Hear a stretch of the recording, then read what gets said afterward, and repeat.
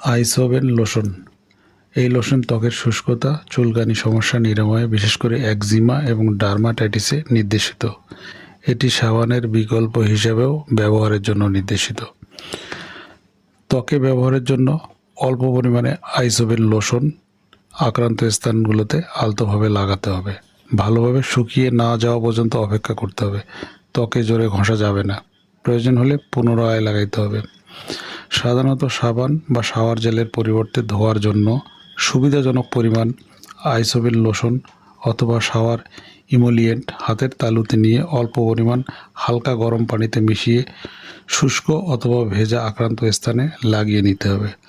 সাধারণত সাবানের মতো এখানে ফেনা হবে না। ধোয়া বা গোসলের পর একটি নরম তোয়ালে দিয়ে চাপ দিয়ে ত্বকে শুষ্ক করে নিতে হবে। ঘষা এড়িয়ে চলতে হবে, কারণ ঘষলে ত্বকের অবস্থা আরও খারাপ হয়ে যেতে পারে। এটি সাধারণত দিনে 2 বার ব্যবহার করা যাবে অথবা ডাক্তারের পরামর্শ অনুযায়ী ব্যবহার করতে হবে।